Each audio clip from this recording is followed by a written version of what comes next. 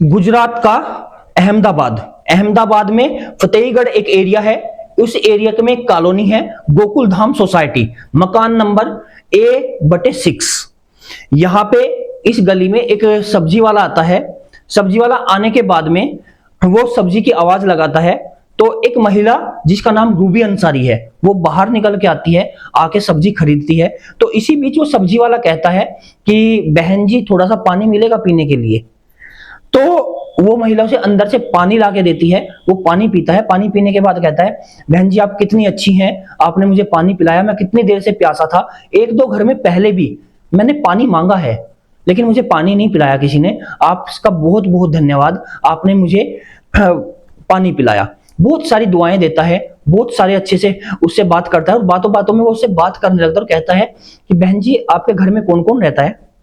तो वो औरत बताती है कि मेरे घर में मैं अकेली रहती हूँ, मेरे पति जो है वो दुबई में रहते हैं, दुबई में काम करते हैं।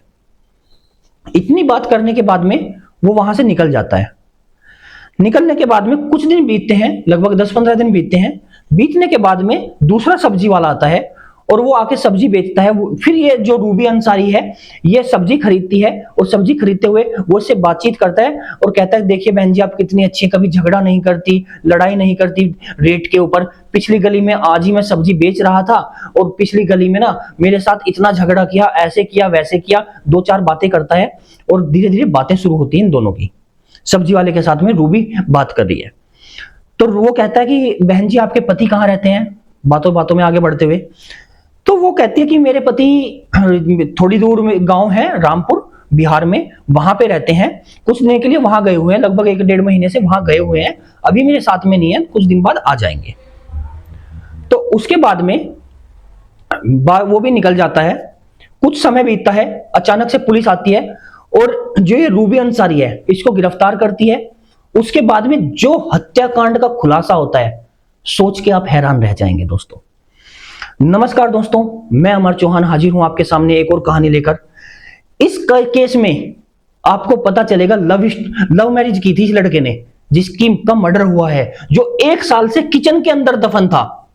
आपको विश्वास का पता चलेगा। मेरा कहानी सुनाने का उद्देश्य आपको हर जानकारी से अवगत करना होता है, आपको समाज में क्या चल रहा है वो बताना होता है, ना कि किसी को ठेस पहुंचाना। तो आपको कहानी अच्छी लगती है तो प्लीज आपसे हाथ जोड़ के रिक्वेस्ट है, प्लीज पूरी कहानी देख के जाइएगा, कमेंट कीजिएगा और बताइएगा आपको क्या अच्छा लगा।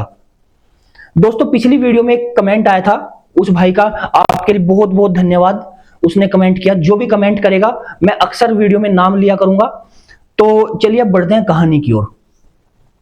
तो गुजरात में फतेहगढ़ एरिया में गोकुल धाम सोसाइटी में एक लेडीज रहती थी और ये लेडीज अपना घर बेचना चाहती थी। बेचने के लिए एक ब्रोकर के पास जाती है और कहती है भैया मुझे अपना घर बेचना है।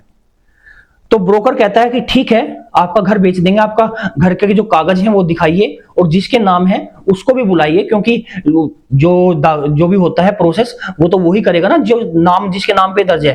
आपके नाम है तो आप बताइए। वो बोलते नहीं घर मेरे पति के नाम पे है, लेकिन पति अभी यहाँ है नहीं, वो दुबई गए हुए हैं, वो दुबई में जॉब करते हैं। वहां पे ब्रोकर के साथ में एक और आदमी बैठा हुआ था, वो ये सारी बातें सुन रहा था।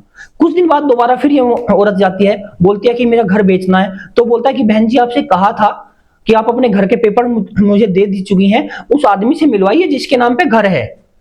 उस दिन भी वो आदमी वहां बैठा हुआ था, वो बोले कि मेरे पति के नाम पे है, कुछ दिन के लिए गांव गए हुए हैं। तो गांव में रामपुर गांव पड़ता है बिहार में, वहां पे गए हुए हैं, तो आ जाएंगे तो मैं मिलवा दूंगी। 2-3 बार ये जाती है और वो आदमी जो वहां था वो ज्यादातर वहीं बैठा रहता था, ब्रोकर के साथ में बैठा रहता था। वो आदमी अपने सीनियर बॉस को इन्फॉर्म करता है सीआईडी में। तो वो जो क्रिमिनल ब्रांच की पुलिस है वो उसको सीरियसली नहीं लेते, लेकिन जब वो 2-3 बार अपने सीनियर से बताता है कि ऐसे ऐसे एक महिला आती है, बार बार पति का ठिकाना बदल रही है और मैं इसी एरिया का रहने वाला हूं, लगभग 14 महीने से इसका पति यहां पे दिखाई नहीं देता, तो कुछ ना कुछ तो गड़बड़ है। अगर ये एक ही ठिकाना बताती कि यहां पे है तो ठीक है, लेकिन ये ठिकाना हर बार बदल के बताती है। तो क्राइम ब्रांच वाले अपनी तहकीकात शुरू करते हैं उसके बयान पे। पहले सब आस पड़ोसियों से पता करते हैं कि कहां पे है, पता कहां पे है, कहां पे है, सब बताते हैं कि लगभग 14 महीने से वो दिखाई नहीं देते। तो इसी बीच पुलिस इन्वेस्टिगेशन में जो पुलिस वाले हैं इसका नंबर निकाल लेते हैं महिला का, उस नंबर के थ्रू पता करती है कि किस किस से बात करती है। तो एक शॉकिंग न्यूज निकल के सामने आती है, पता चलता है कि अपने हस्बैंड से बात ही नहीं करती लगभग 14 महीने से। ये पास ही में रहने वाले एक इमरान नाम का लड़का है, उससे बात करती है। अब घर हस्बैंड के नाम पे है, लड़की बात इमरान से कर रही है। तो क्राइम ब्रांच वाले सीधे इसके घर आते हैं, अरेस्ट करते हैं। अरेस्ट करके इससे पूछताछ करते हैं कि तुम्हारे पति कहाँ हैं। तब जो ये कहानी सुनाती है उसको जानकर, उसको पता करके दोस्तों हैरान हो जाओगे, ऐसी सरप्राइज कहानी है। ये बताती है कि मेरा पति, मैंने आज से लगभग 2015-16 की बात है, अपने पति से, जो इस पति का नाम है समीर अंसारी से शादी की थी, लव मैरिज। हम दोनों रहने वाले हैं बिहार में, रामपुर पड़ता है, रामपुर के पास में हम रहने वाले हैं। और हम दोनों वहीं आसपास के रहने वाले थे। दोनों प्यार करने लगे तो हम दोनों ने घर से शादी कर ली, वो भी भाग के की, क्योंकि घर वाले तैयार नहीं थे हम दोनों की शादी कराने के लिए। और जो मेरे पति हैं, पति जो काम करते थे वो काम करते थे मिस्त्री का, और काफी अच्छे मिस्त्री थे ये। तो रोजी रोटी अच्छी चल रही थी। 2014 से 14-15 में इन्होंने शादी की थी। तो 14-15 से चलते चलते 2024 तक आ गया। इसी बीच एक औरत होती है मोहल्ले की, वो जो इसके पति है समीर को बुलाती है। तो बुलाने के बाद में ये वो औरत जो उससे कहती है कि देखिए तुम्हारे घर में एक लड़का आता है और उस लड़के का नाम है साहिल तुम्हारे घर जाने के बाद आता है, और जब तुम वापस आते हो उससे पहले निकल जाता है। तो क्या मामला है, आप अपने घर में पूछ के दीजिए। उस औरत की बात सुन के मेरे पति ने मेरे साथ लड़ाई झगड़ा करना शुरू कर दिया। तो उसके बाद में जब घर में लड़ाई झगड़े बढ़ते चले गए, तो मेरा पति जो इमरान है वो साहिल के बारे में अक्सर बात किया करता कि कौन लड़का है, कैसा है, लेकिन कभी पता नहीं चला उसको। लेकिन एक दिन अचानक से वो घर से निकलते हैं और तभी कुछ समय बाद वापस आ जाते हैं। उस दिन उनको काम नहीं मिला था, और मेरे पति मुझे साहिल के साथ में, जिस लड़के के औरत ने उसके बारे में बताया था, उसके साथ में कुछ ऐसी अवस्था में देख लेते हैं जिस समय हम दोनों अकेले थे और अंदर में एकांत में समय बिता रहे थे। तो वो देख के कहते हैं कि ये कौन है। उसके बाद में घर में लड़ाई झगड़े होते हैं। अब यहां से मेरे पति को दारू की आदत लग जाती है।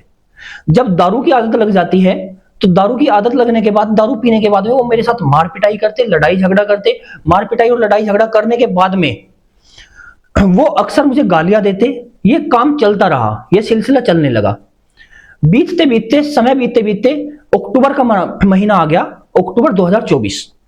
तो हम दोनों ने प्लान बनाया कि अपने पति को रास्ते से हटाना है। तो जो मेरे साथ में मेरा बॉयफ्रेंड है साहिल, वो मेरे हस्बैंड को मारने की तैयारी करने लगा, जो मेरे हस्बैंड का नाम इमरान। तो दोनों, जब ये साहिल तैयारी करा तो मुझे कहता है कि देखिए जिस दिन तुम्हारा पति पी के आएगा तो मुझे इन्फॉर्म करना, क्योंकि नशे में किसी इंसान को मारना ज्यादा आसान होता है। तो जिस दिन वो पी के आता है, अक्टूबर का महीना था, और पी के आके लड़ाई झगड़ा करता है। लड़ाई झगड़ा होने के बाद में वो सो जाता है। ये तुरंत फोन करती है साहिल को। साहिल आता है और दोनों मिलके, जो रूबी अंसारी है और जो साहिल है, ये दोनों मिलके इमरान का मर्डर कर देते हैं। जब मर्डर हो जाता है तो ये जो साहिल है अपने जो चाचा के लड़के हैं उनको फोन करता है। चाचा के लड़के का नाम है फैजू। तो फैजू को फोन करता है और वो वापस वहां पे आता है। फैजू भी आ जाता है रूबी के घर पे, और दोनों मिलके कहते हैं कि बाहर लेके जाएंगे तो किसी को पता चल जाएगा।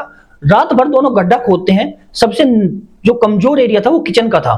टाइल तोड़ते हैं, टाइल तोड़ने के बाद में गड्ढा खोदते हैं और उसके अंदर जो इमरान था, इमरान को गाड़ देते हैं 2024 अक्टूबर के महीने में। गाड़ने के बाद में रात में मिट्टी वापस करते हैं, दिन में सीमेंट वगैरह लाके टाइल को दोबारा नई टाइल लगा देते हैं। तो ऐसे करके इमरान गायब हो गया। और उसके बाद में, उसके मर्डर होने के बाद में ये लोग आराम से जी रहे थे, सिर्फ एक शक की बुनियाद पे। पुलिस ने इसको उठाया और सारी चीजें इसी के मुंह से उगलवाई।